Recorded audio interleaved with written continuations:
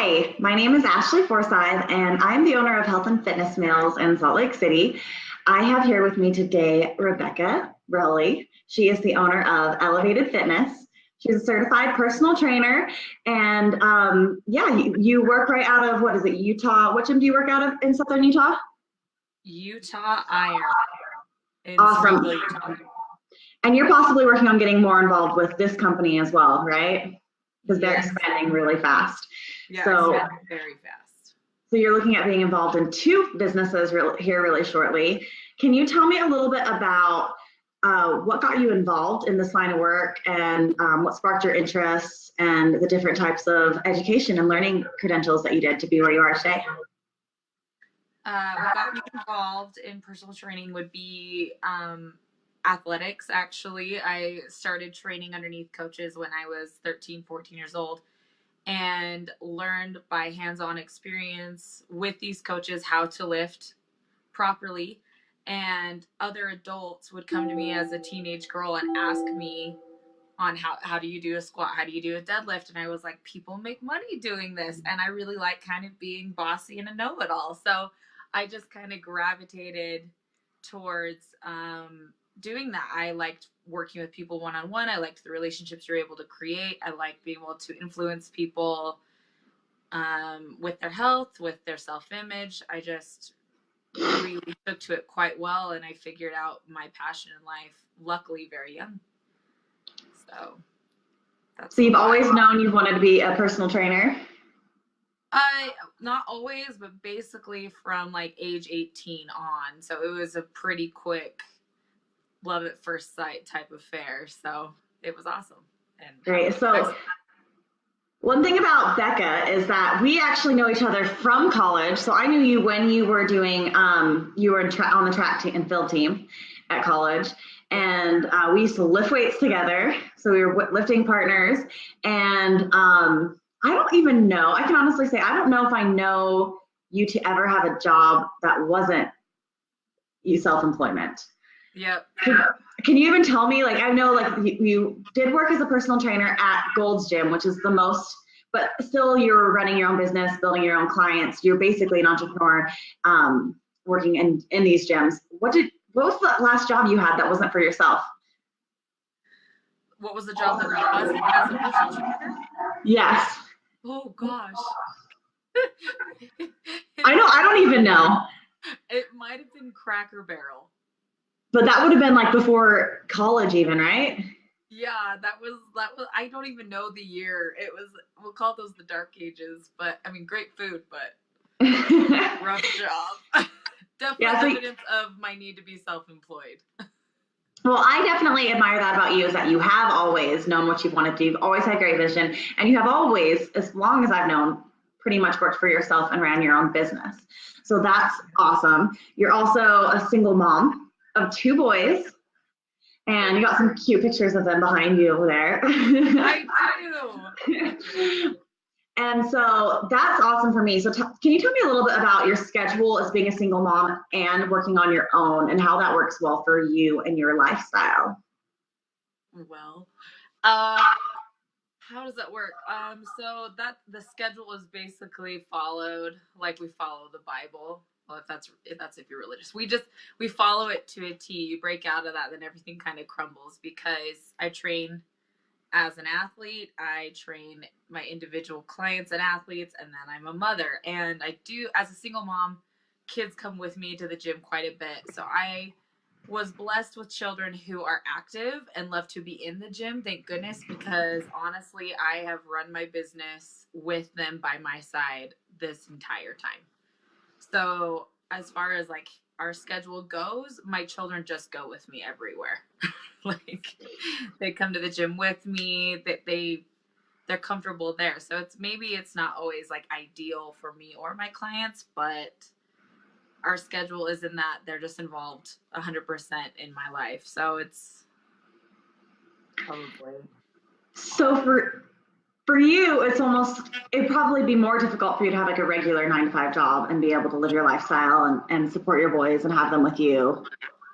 More difficult only in that emotionally I would feel like I wasn't with them as much as I want to be. as a single mom, I felt like it was very important for me to be more present in their lives. And I feel like when single parent situations, whether it be father or mother, um, kids end up going to a lot of daycare and a lot just so that ends can be made, um, so that people can make enough money to make all things work. And so I was very grateful that I found my passion in this job, but this job also affords me the ability to practically be a stay-at-home mother or involve them in my work day to day. So I don't miss out on the opportunity to raise them. And so that's honestly probably the biggest perk. And also, it's a double-edged sword. It's the biggest perk is still being able to have them almost full time with me while I work. All right, so I want to brag on you for a minute. So Becca here is you compete. You've always been competitive. So I know you right after college you went into like CrossFit and then powerlifting, and you were immediately Olympic lifting. You were immediately nationally qualified in Olympic lifting because you're very strong. And right now you do strongman competitions. Mm-hmm. And you're currently the seventh world's strongest woman, right? Seventh strongest woman in the world. Okay, well, anyways, however you say it, I'm super proud of you. You have that ranking, and you're probably going to go have a better ranking this year, right? It's the goal. That is the goal, and it's going to be hard as hell. Just like with all athletics, you know, everyone's improving, everyone's trying to get better, move up the totem pole. So, I mean, it's definitely the plan to go back in December and to not only defend it, but to improve. So it's an all year long effort, that is for sure. So you get a lot of clients, not just like physically with you, but you get clients that are remote. So you manage both like with you and remote. You attract a lot of people who are also strength training, but you also attract people who are just trying to lose weight or love their body more. And one thing that I think you do really well, and that I mean, you always have done it, but you have a gift of making everybody feel really great about themselves. I know you do a lot of like a positive body affirmations for different women, making them feel comfortable in themselves. And I think that when you make other people feel good, they want to work with you. You know, they want to be with you, they want to be around you. You what? I can't even not get emotional, just the topic. It's my number one priority is to, I'm so sorry, it's not normal, I'm sure, to impact someone emotionally, because you can make a lifelong change by changing the way someone sees themselves. And probably my biggest passion over weight loss or helping someone get stronger physically is seeing them become stronger emotionally, because that changes your life. Like realizing you're capable of really hard shit. And that does not just mean moving weights. Like life all by itself is really difficult. And I think if I have the ability to make somebody feel like they're capable, they're beautiful, and they are in fact great the way they are, like I've done more for that person than I ever would have if I made them be a supermodel or like their perfect version of themselves. If I can make somebody believe that as they are amazing, then I have done something good. I think that your clients love you, like how your friends love you for the same reason. You make them feel good and they stay with you, and you know, you help them to feel stronger in their bodies and also, you know, reach their fitness goals. And I just think that's so great. I definitely wanted to hold on, my questions all went down. I'm trying to see where we're at and keep us back on track. I wanted to ask you, you obviously connect a lot with people by being very vulnerable and exposed, like for yourself. And you've done a few really successful fundraising campaigns for Utah Strong, and some of them were to raise money for your own competition at World's Strongest Women. I just want to kind of know what made that successful for, you know, other people if they're going to do any fundraisers. What makes people connect? What makes people want to invest in you? I would say first is appreciation. Um, if people are going to go out of their way to help you, they need to know that you care about it, that you recognized that it was a sacrifice, whether it be $1 or like $200, that what somebody decided to share what they have with you in order to benefit your life. So I think first and foremost, to be successful in anything in life, you need to be appreciating those people who have supported you. And then secondly, vulnerability, like including people in your growth or in your struggles, or making people understand that like nobody really is that different. Like we mean some of us struggle a little bit more than others, some of us are a little more successful, some of us have natural gifts and whatever. But like honestly, most of what makes me successful is I think is people saying how damn normal I really am. And with my last campaign, I made a shirt. I have a tattoo on my arm, and it is she is well.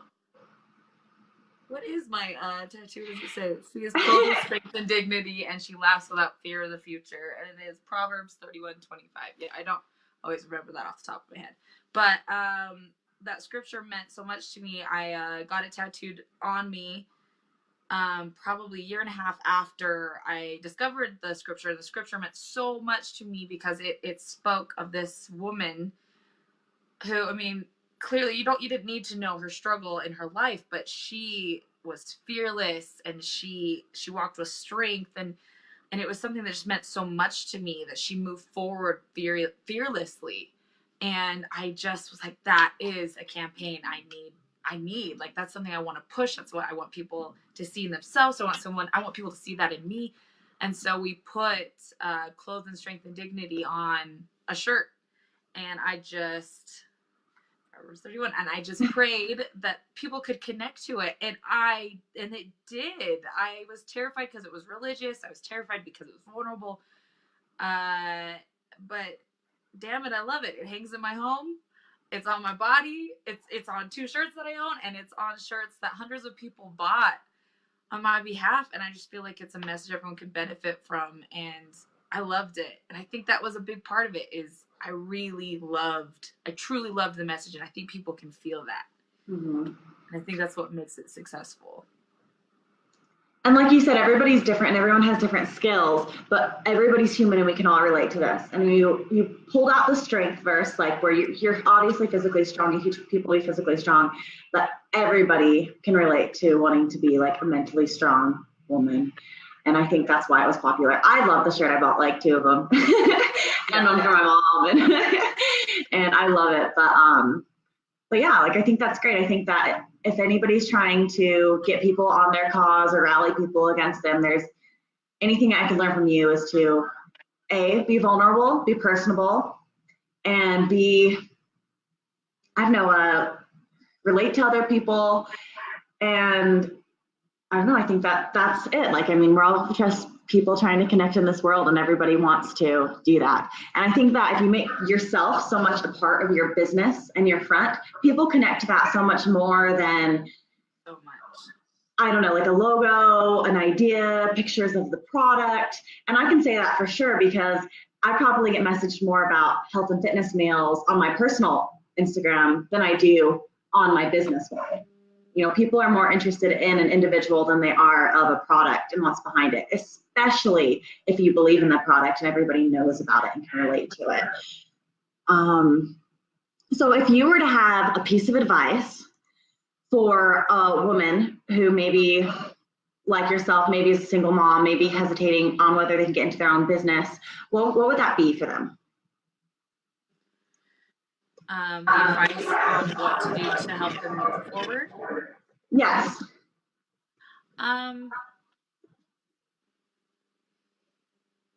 Accept that it's going to be really difficult.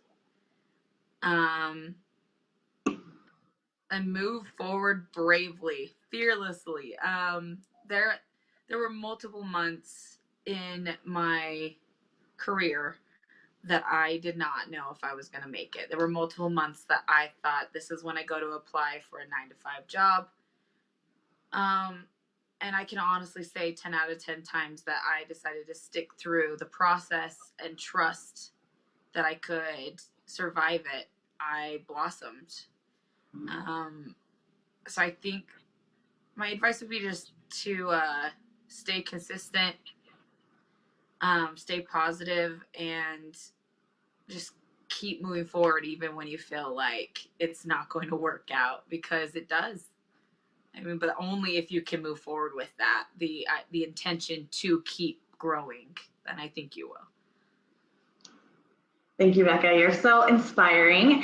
And I also feel like there's lots of things that you do in business that are really great. So as far as the advice column portion of this, I would really like for you to talk about, because your business, you don't do a ton of advertising. You do a lot more word of mouth, and you have really good building rapport with your clients, keeping loyal customers, and then them doing referrals for you. So can you talk to us about a referral and rapport-based business?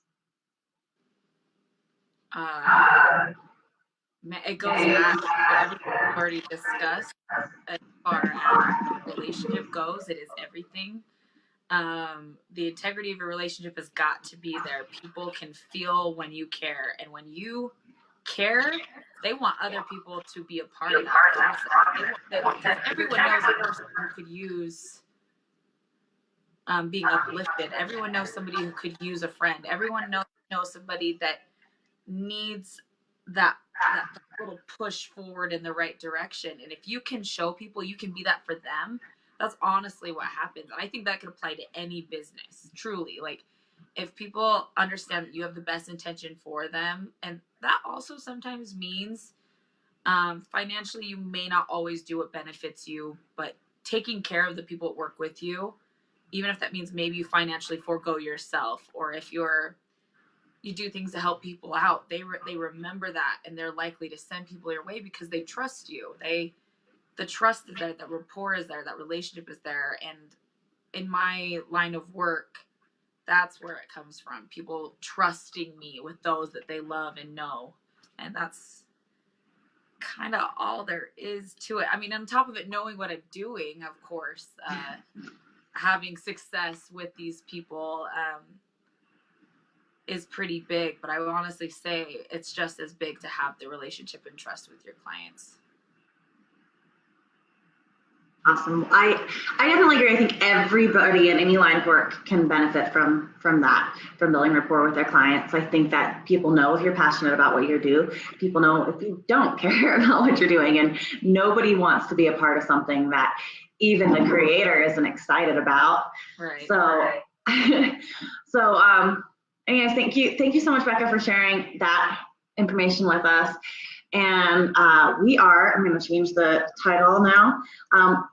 At the end of the interview, where you get to ask me a question, and you know me a little bit better than a lot of the people I've been interviewing. So, what do you want to ask me? I want to know what you did to overcome your emotional struggles in order to recover your business fully after your divorce, and in order to keep growing after all of that was settled. Because I do know that things were difficult for you emotionally and financially. At the time, you were terrified. Mm-hmm. And I would like to know what you did to move past that, and then continue to be successful, and then grow to a place where you wanted to even develop a second business for yourself. Absolutely.